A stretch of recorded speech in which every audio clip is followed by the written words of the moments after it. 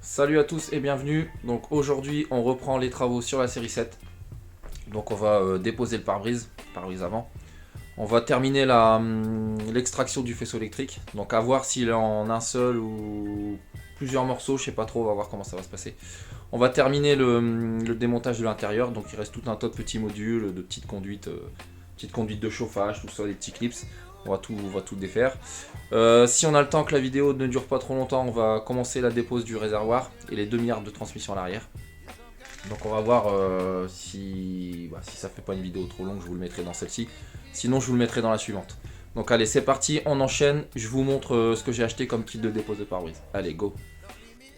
Bon, alors pour le kit de dépose, donc c'est un kit de dépose de pare-brise complet. Donc j'ai acheté ça sur Amazon. 39 € je crois, ou 42 €, quelque chose comme ça, une quarantaine d'euros quoi.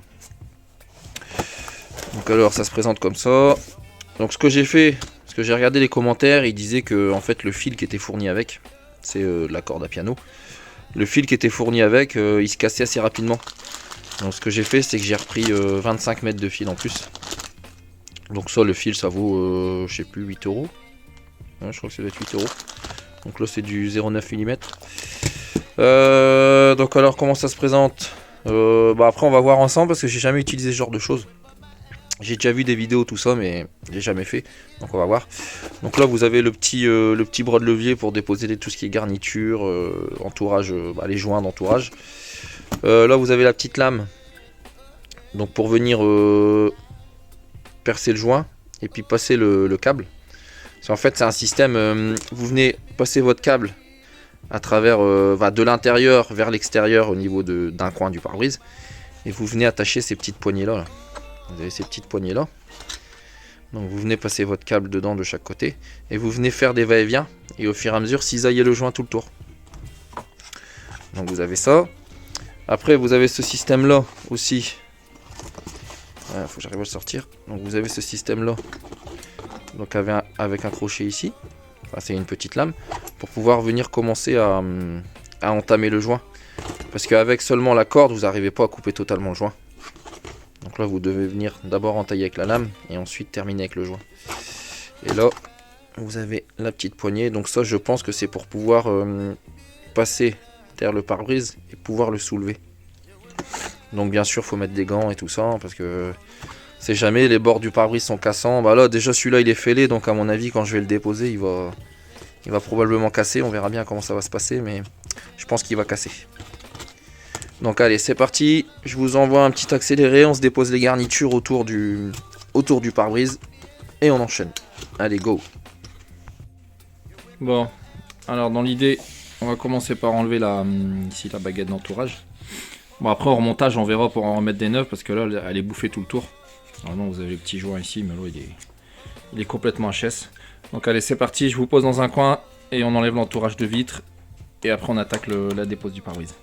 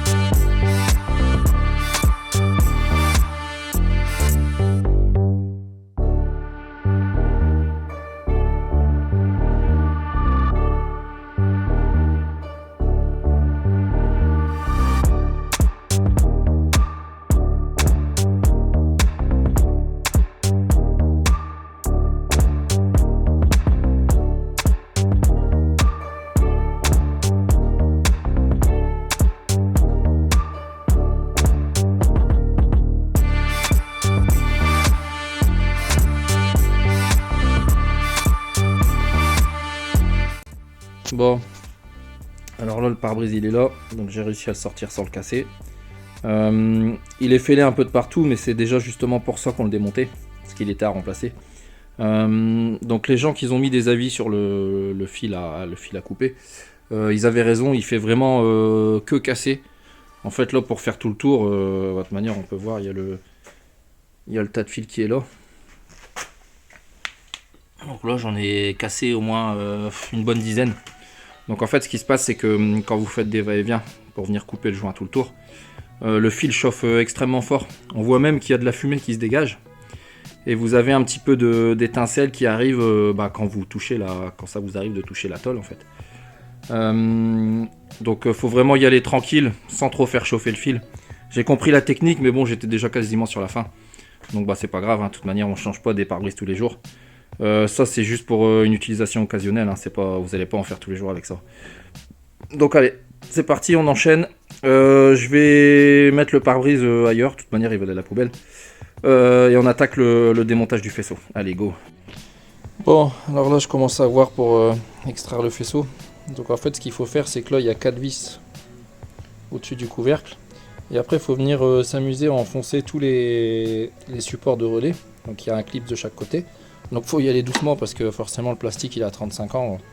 C'est cassant donc il faut y aller tranquille. Donc là je vais enfoncer tout et comme ça on va pouvoir enlever le couvercle. Et après on va voir s'il y a des connecteurs en dessous pour séparer le faisceau côté moteur et côté habitacle. Donc on va voir comment c'est fait. Donc ça je vous filme pas. Ça va être ennuyeux à regarder et c'est pas forcément intéressant. Donc je vous reprendrai une fois que j'aurai enlevé le couvercle. Allez c'est parti. Bon, alors là je viens de voir pour le faisceau. Donc en fait on peut sortir la partie moteur et la partie habitacle séparément. Donc là j'avais pas besoin réellement d'enlever la façade. Enfin si, j'étais obligé de la décaler. Parce qu'en dessous, en bas, vous avez des vis de fixation. En fait, vous avez un passe-câble. Ouais, c'est comme ça que ça s'appelle, un passe-câble. Qui vient prendre en sandwich la tôle. La tôle la tôle par chaleur du moteur. Et qui vient faire passer les câbles. Donc c'est un système avec des caoutchoucs et tout ça, avec des vis. Et en fait, vous avez juste ça à desserrer. Et après, vous avez votre faisceau qui est amovible. Et après, vous venez ici, donc côté habitacle. Donc là, bien sûr, il faut débrancher toutes les prises. Donc après au remontage, il n'y a pas à se tromper, hein. Chaque prise est différente. Vous avez la partie femelle d'un côté, la partie mâle de l'autre. Donc vous ne pourrez pas vous tromper. Donc après ce qu'il y a juste, c'est qu'il y a en fait cette tresse de câble là qui passe dans la conduite passe-câble et qui s'en va ici là à droite en bas. Et de l'autre côté à gauche là-bas. Et en fait c'est les câbles des capteurs ABS, des capteurs de roue, parce que celle-ci elle est équipée de l'ABS. Donc alors c'est chaque câble qui va à chaque capteur. Donc on vient tirer les deux câbles, on vient les sortir là du passe-câble. Donc bien sûr c'est le passe-câble il est agrafé avec des... Enfin il est agrafé, il est mis avec des petits clips comme ça là. Donc c'est des petits clips comme ça blancs. Donc au démontage en général il casse ces clips là. Donc quand on va remonter on va recommander tout des clips neufs. Donc on remettra tout correctement. Donc il est dans la goulotte là tout le long. Et il est colçonné au faisceau original de au faisceau principal de la voiture. Donc moi je suis venu couper tous les colsons tout le long. Et comme ça je vais pouvoir sortir la partie moteur. Et après j'aurai la partie habitacle. Donc après il faut que je regarde, peut-être que je peux faire pareil pour le coffre. Il doit y avoir seulement une certaine en fait tresse de câble. Et pareil pour le toit, en fait le faisceau de câble il doit être démontable en plusieurs parties. Donc moi ça m'arrangerait parce que comme ça quand je vais pouvoir le remonter, avant de le remonter dans la caisse, je vais pouvoir le réparer partie par partie. Parce qu'au final en regardant bien c'est la partie habitacle qui est abîmée. Là où ils avaient mis leur espèce de anti-démarrage. Et derrière l'autoradio où ils avaient coupé les fils et ils avaient mis des dominos tout ça. Donc comme ça on n'aura que cette partie là à refaire. Donc allez je vous pose dans un coin et puis on va déjà sortir la partie moteur. Donc allez c'est parti.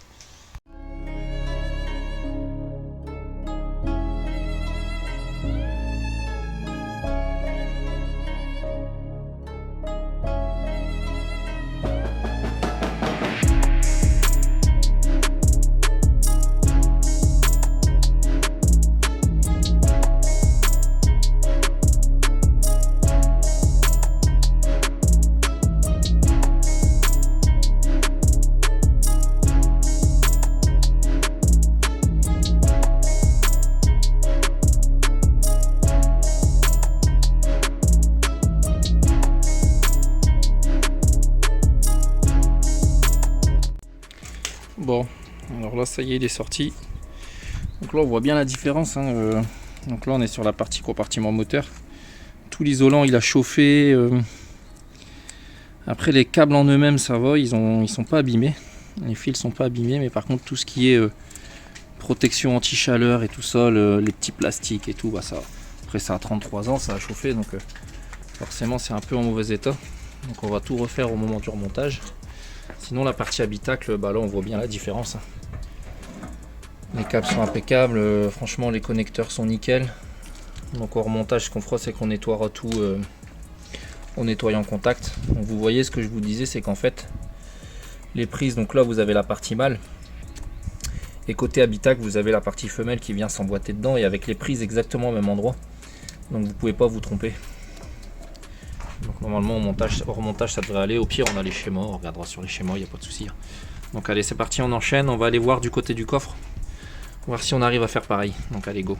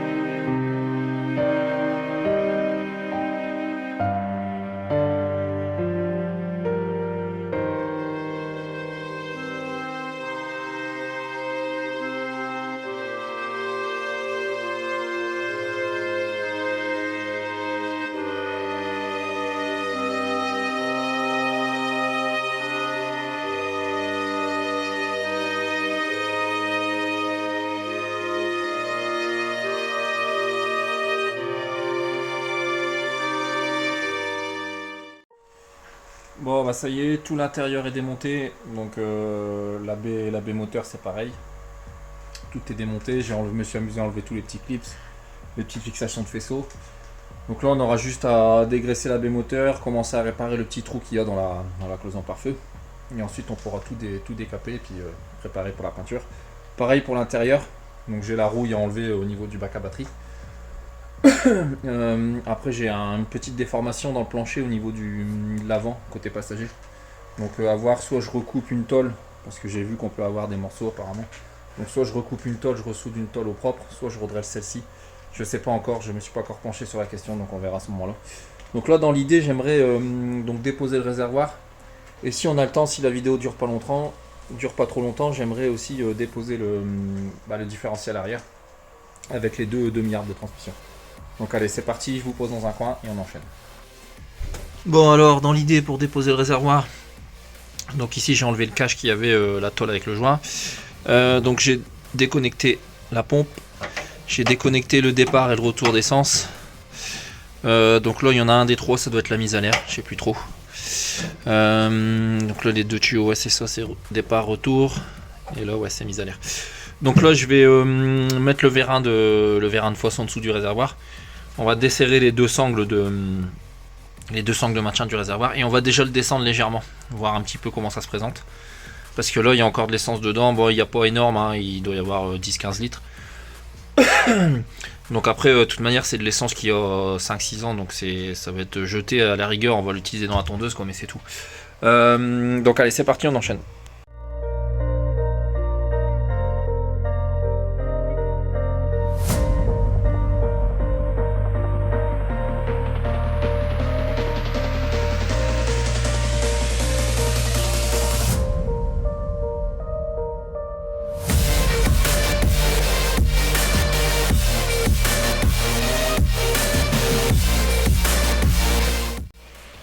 Bon, le réservoir il est là, il est déposé. Donc alors je me suis fait un peu surprendre parce qu'en fait il est un peu plus lourd que je pensais.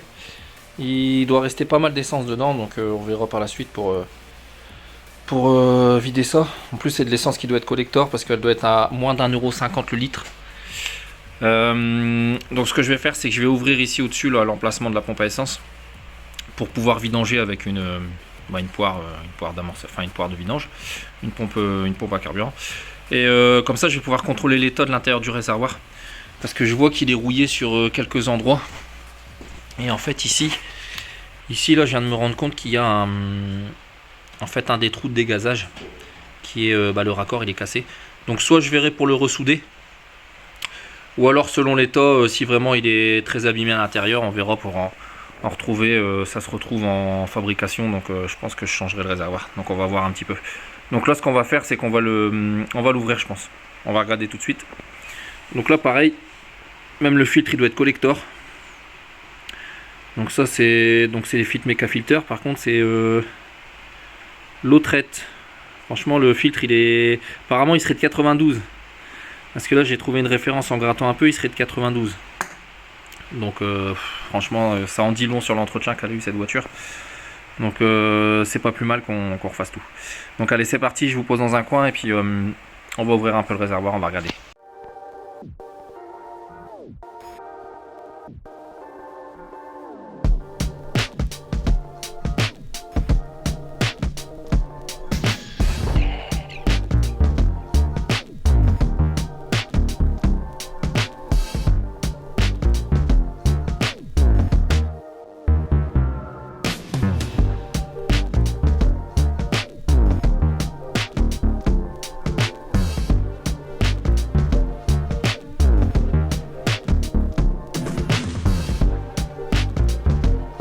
Bon, alors donc là c'est ouvert. Donc on va le refaire ce réservoir là. Parce qu'en fait il est vraiment comme neuf à l'intérieur. Donc je ne sais pas si, voilà, que j'arrive à bien vous éclairer. Donc voilà, les parois sont comme ça partout. Donc il est vraiment absolument comme neuf. Donc au début je me suis dit que j'allais peut-être devoir refaire un vernis de protection, comme on fait maintenant pour réétancher les cloisons de réservoir. Mais en fait non, il n'y a pas besoin, c'est vraiment que de la rouille de surface à l'extérieur. Donc on va le repeindre On va lui remettre joint neuf avec pompe à essence neuve, les durites neuves bien sûr, bien entendu. Et puis on va ici on va ressouder la petite tétine là. Donc je vais regarder un peu comment c'est fait. Ah oui, donc ok. Donc ça doit être des retours. Donc sinon ouais, il n'y a aucun souci. Donc là je pense que la pompe elle avait dû être faite. Parce qu'on voit qu'elle est vraiment pas vieille. Bon après moi dans tous les cas je vais en remettre une. Donc on remettra tout ça à neuf. Mais sinon dans l'ensemble c'est correct. Donc allez, je range ça dans un coin. Et puis comme ça on va attaquer le démontage des demi-arbres de transmission. Donc allez, c'est parti. Bon, je vous montre. Donc là en dessous du réservoir on voit que la caisse elle est vraiment nickel.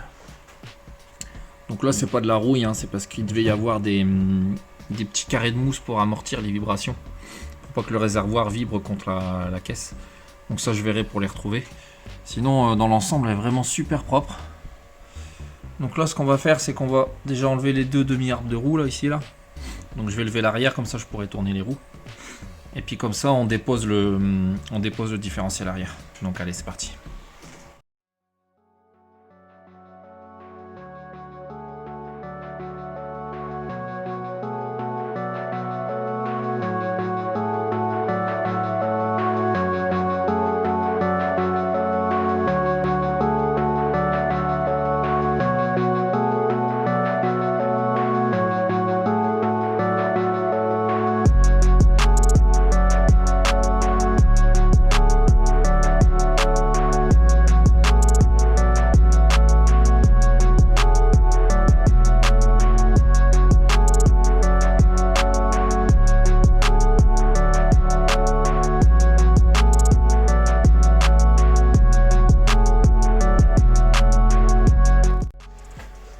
Bon alors là petite galère, en fait ils ont dû déjà démonter les demi-arbres de transmission. Et en fait il y a les têtes des vis, elles sont abîmées.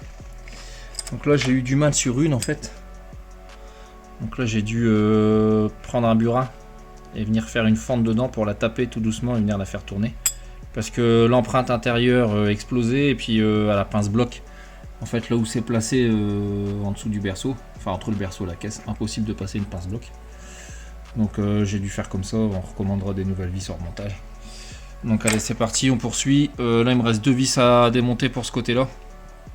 Donc j'enlève les deux vis et puis on poursuit le démontage. Allez c'est parti.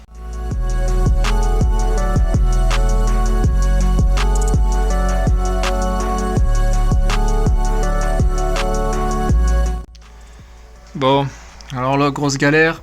Donc en fait de ce côté là c'est pareil, les têtes de vis des demi-arbres de transmission ils sont complètement explosés. Donc là sur celle-là j'ai essayé comme l'autre côté avec le burin pour pouvoir la faire tourner tout doucement. Donc impossible. Donc ce que je vais faire c'est que je vais déposer le train arrière. Dans la prochaine vidéo on déposera le train arrière. Donc il faut que je commande les chariots entre deux. C'est forcément faudra que je puisse déplacer la voiture au cas où. Donc je vais commander les chariots. Prochaine vidéo ce qu'on va faire c'est qu'on va déposer le berceau arrière avec le différentiel arrière et le demi-arbre de ce côté là. Comme ça par au dessus je pourrais disquer proprement la vis à ras. Donc il m'en reste une en plus, c'est dommage. Donc je pourrais disquer la vis proprement à ras. Au moins je pourrais sortir le demi-arbre et puis le morceau de vis qui est dedans je saurais l'enlever. Donc comme ça devrait le faire. Ouais, donc c'est tout. Bon, ça y est, on a terminé. Donc on va arrêter là pour aujourd'hui. Ce qui se passe, c'est que, comme je vous ai expliqué avant, il y a la dernière vis du dernier demi-arbre que j'arrive pas à avoir. Donc on va faire ça proprement. Ce que je vais faire, c'est que je vais déposer le berceau arrière complet avec le pont dessus. Et comme ça, je pourrais venir découper la tête de vis proprement, sortir le demi-arbre et ensuite enlever le morceau de vis. Parce que là, ça passera pas. En fait, une meuleuse, elle passe pas entre la caisse et le demi-arbre. Donc on va faire ça comme ça. Donc ça va, il n'y a pas eu de surprise. Là, franchement la caisse elle est très très propre. En dessous du réservoir il n'y a aucune corrosion. Les derniers pare-chaleur que j'ai enlevés, il n'y avait rien en dessous. Donc niveau corrosion on a franchement de la chance. Il n'y aura pas grand chose à faire. Donc je pense que ça va le faire. Donc pour ceux à qui la chaîne plaît, n'hésitez pas à liker et à vous abonner. Et je vous dis à la prochaine. Donc sûrement avec la CLK. Parce qu'entre deux j'ai refait le compresseur. Et vous allez voir, c'est franchement sympa. C'est assez simple à faire. Il n'y a rien de compliqué et ça change vraiment tout. Donc allez, je vous dis à la prochaine. Salut!